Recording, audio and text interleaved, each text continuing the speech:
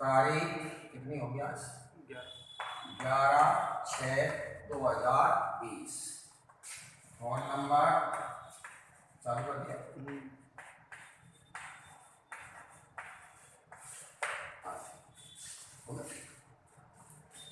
Good morning students.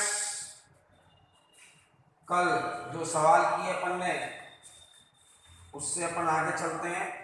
जो कल 5 प्रश्नावली 2.1 का एक 5वां सवाल अपन ने दिया था कल आपको। यदि संख्या 408 तथा 1032 का में से मतलब ऐसी है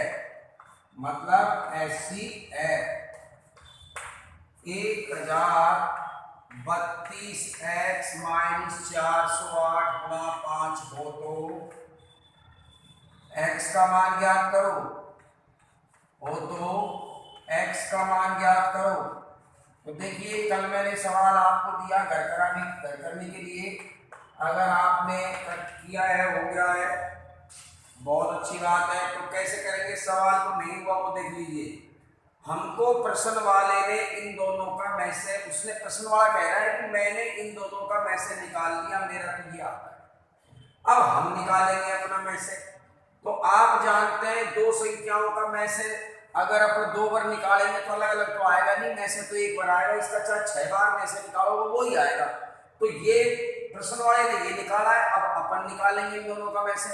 तो अपन जो में से निकालेंगे वो और प्रश्न वाले ने दिया है वो दोनों क्या होंगे? बराबर। क्यों होंगे बराबर?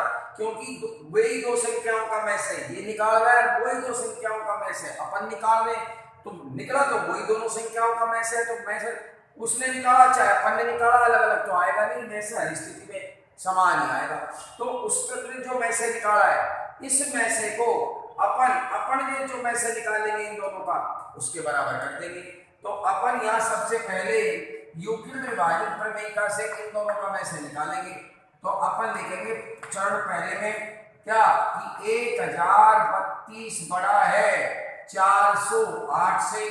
तो 1032 में 408 का क्या दे देंगे? भाग। कितनी बार गया? 2 बार। कितने आए? 816।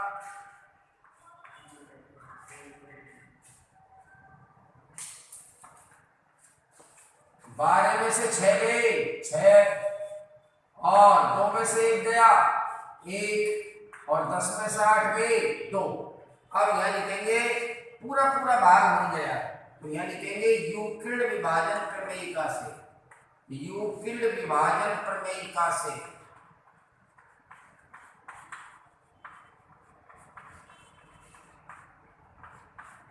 भाज्य बराबर मतलब 1032 बराबर भाजक गुणा भागफल प्लस शेषफल। अब दूसरे चरण में ये शेषफल आता है वो हमेशा भाजक से छोटा होता है। तो इन दोनों में ये बड़ा है 408 बड़ा है और 216 छोटा है। तो अपन 408 में यहाँ पर 216 का भाग दे देंगे। कितनी बार गया? 1 बार। क्यों? 2 बार देंगे तो 432 आएंगे, वो 408 से बड़ी संख्या होगी। 216, 8 में से 6 गया 2, और 10 में से 1 गया 9, और 3 में से 2 गया 1।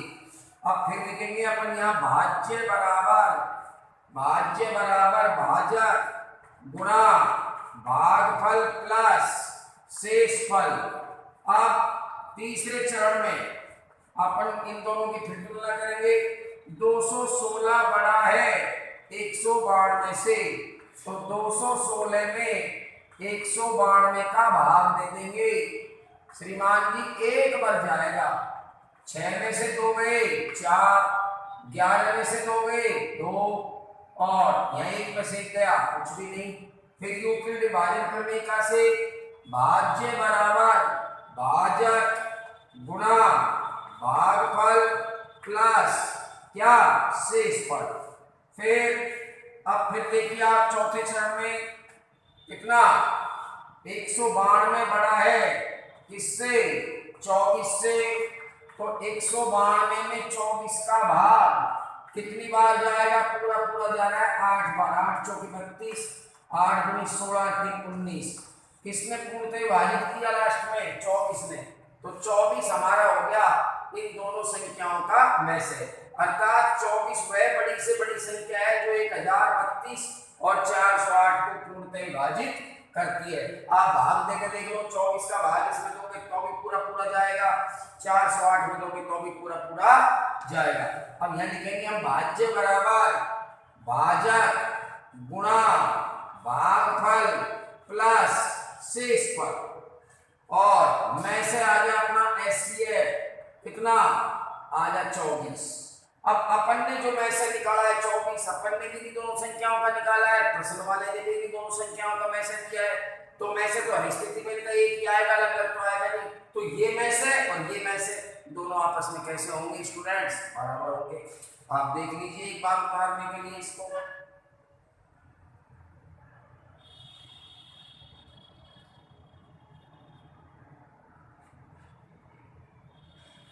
अब अपन इस में से को इस में से को बराबर कर देंगे, क्योंकि दोनों ही इन्हीं संख्याओं के में से इसलिए समान होंगे। इसलिए 1032x माइनस 408 गुणा 5 बराबर 24। 1032x 5 8 40, 5 चौके 20 बराबर 24। 1032x बराबर बराबर का चिन्ह आगे इम्प्लाई लगाओ, यह लिखो।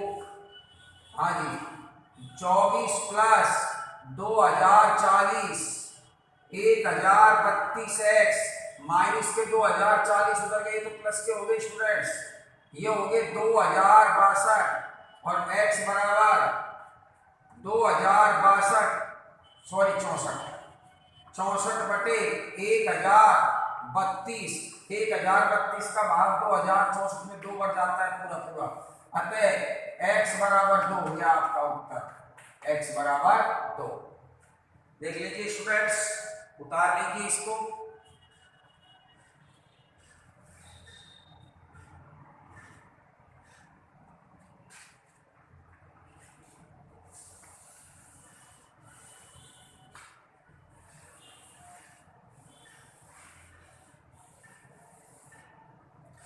अब अगला उदाहरण है अपना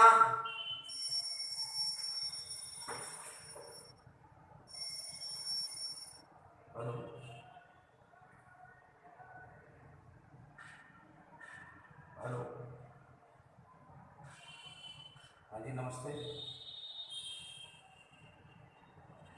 थोड़ी देर बाद बात करना बेटा, मैं ऑनलाइन क्लास में।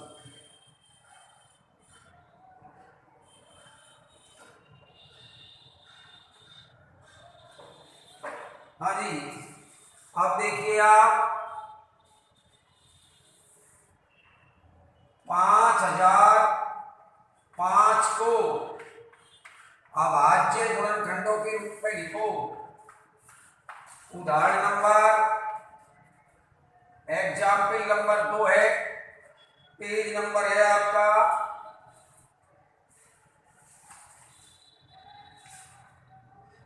34। अभाज्य गुणनखंडों के रूप में लिखो।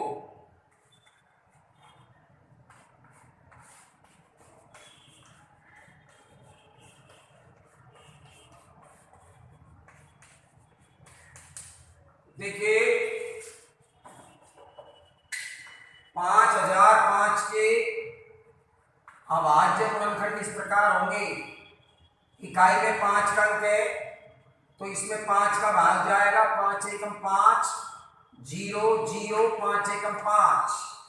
अब 1001 में आपका भाग जाएगा 5 के बाद। देखो जब अभाज्य गुणनखंड करते हैं तो अभाज्य संख्याएं ये होती हैं 2 3 5 7 11 13 17 19 23।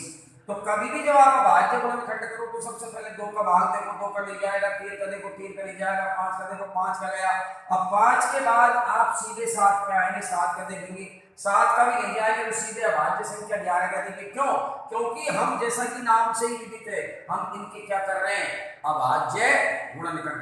तो अभाज्य 5 के बाद अगली अभाज्य संख्या कौन सी है, 7। 7 का भाग देके देखते हैं पहले 10 में। अगर आपको इस प्रकार से नहीं आता है तो एक 7 का भाग आप ऐसे भी देख सकते हैं, 7 एकम 7, 3, 7 चौके 28, 2, 7 तिया 21, गया श्रीमान जी 143 बार। अब 7 का भाग अब नहीं जाएगा 143 में, तो 7 के बाद अगली अभाज्य संख्या देखेंगे कौन सी है, 11। 11 का भाग भी इसी प्रकार 143 में देंगे, 11 एकम 11, 11 तिया 33। फिर 13 का भाग 13 में जाता है, क्योंकि 13 एक अभाज्य संख्या है। तो कोई अभाज्य संख्या स्वयं को विभाजित करती है। अभाज्य संख्या में स्वयं के अलावा अन्य किसी संख्या का भाग नहीं जाता, वो एक को छोड़कर।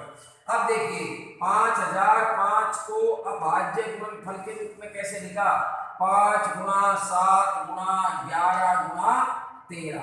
देखिए श्रीमान जी,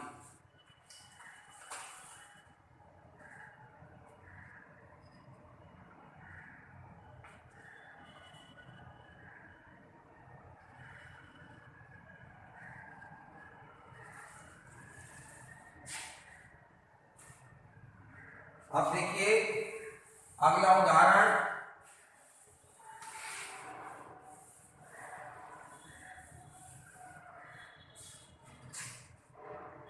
अब आज एग्जाम्पल नंबर 3 पेज नंबर 35। अभाज्य गुणनखंड विधि द्वारा, अभाज्य गुणनखंड विधि द्वारा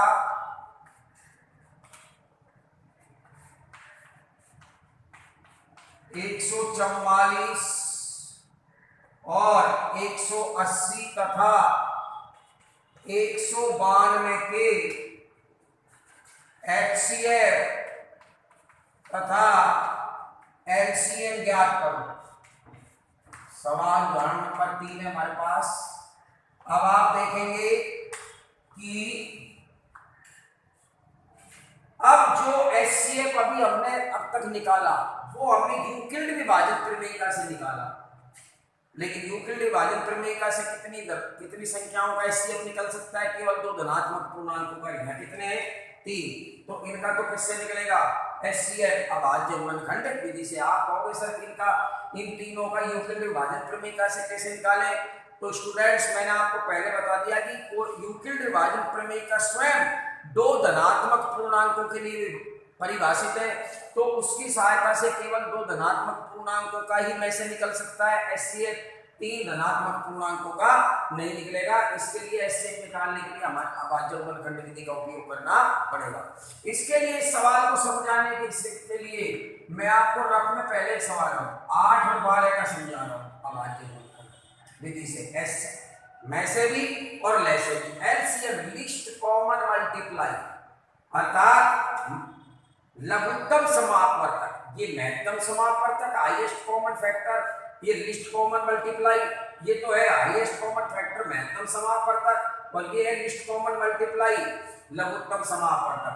तो पहले मैं इनका आपको रफ काम करके ये समझा रहा हूँ। समझाने से पहले 8 के अभाज्य गुणनखंड होते हैं मेरे पास इस तरह से। अभाज्य गुणनखंड करिए, 2 दूनी 4, 2 चौके 8 और 2 दूनी 4, 2 एकम 2, 1 2 3, अर्थात 8 को लिखेंगे हम 2 गुणा 2 गुणा 2, अर्थात 2 पे घात 3।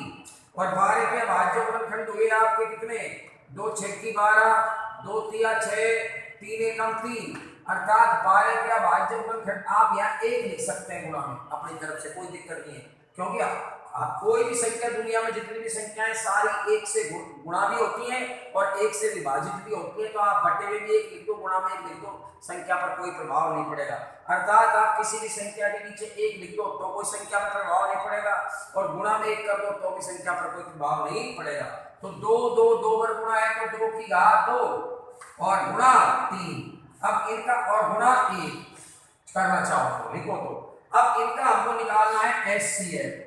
HCF का मतलब होता है में से, महत्तम समापवर्तक। परिभाषा के अनुसार महत्तम समापवर्तक क्या होता है कि वह बड़ी से बड़ी संख्या जो 8 को भी पूर्णतः विभाजित करे, 12 को भी करे।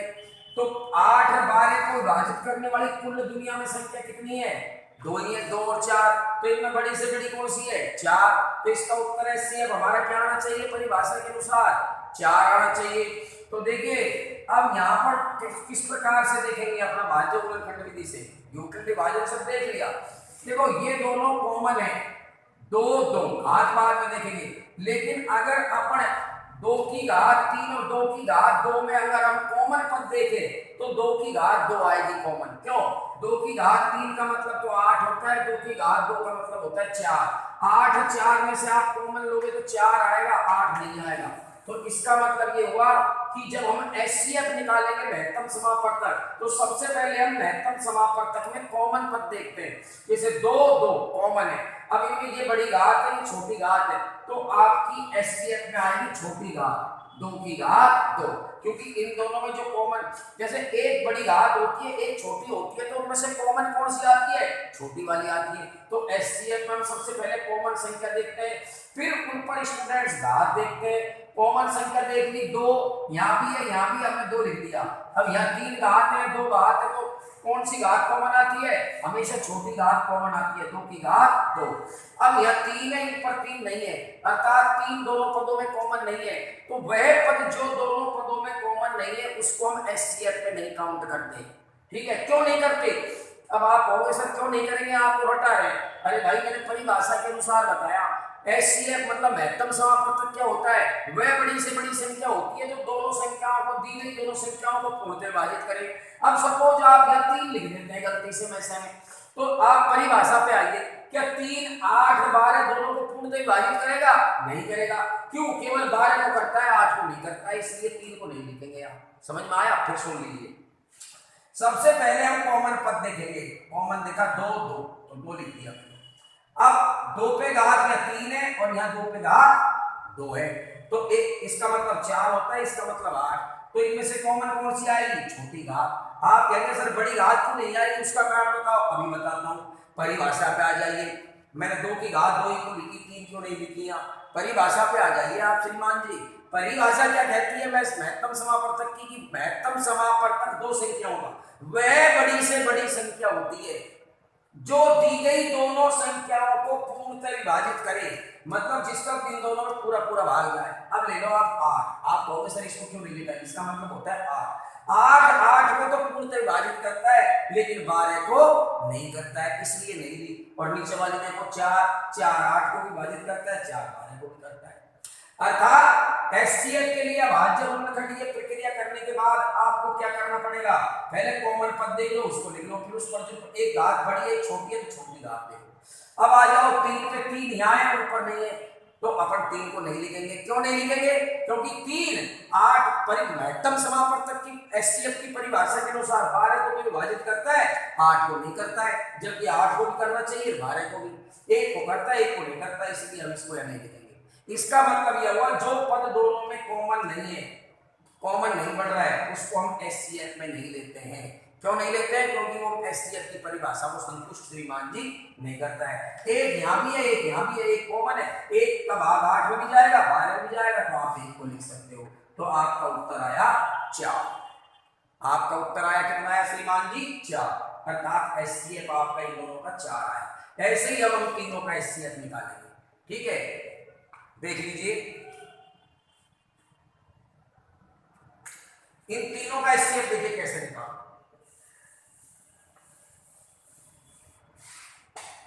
फिर एलसीएम पढ़ेंगे। आज एचसीएफ बता रहा हूं, भाज्य गुणनखंड विधि से कल एलसीएम को डिटेलाइज पूरा समझाऊंगा। एलसीएम 144 का भाज्य गुणनखंड हम यहां करेंगे। 144 का भाज्य गुणनखंड 2 का भाग जा रहा है तो 7 14 2 दूनी 4, 2 3 6 2 6 की 12, 36 में 2 का भाग दिया 18, 2 का भाग 18 ने दिया 9, 3 दिया 9, 3 एकम 3, 1 2 3 4, 2 की घात 4 गुणा 3 की घात 2। अब आ जाइए आप भाज्य गुणनखंड करिए 180 के। 180 के भाज्य गुणनखंड करेंगे तो क्या आएगा? 2 का भाग दिया 180 का आधा 90, फिर 2 का भाग दिया 45, 45 में 3 का भाग दिया 15, फिर 3 का भाग दिया 5 और 5 एकम 5। तो 180 के गुणनखंड हो गए 2 2, 2 की घात 2, गुणा 3 3 2 पर आ रहे हैं, देखो 2 2 या इसमें 1 2 3 4, 2 की घात 4, 1 2 3 की घात 2, या 1 2 2 गुणा 2 की घात 2 आ गया, 2 2 पर गुणा हो रहा है, 3 2 पर हो रहा है 3 की घात 2, और 5 1 पर है 1, और गुणा में करना चाहो 1 1 कर दो।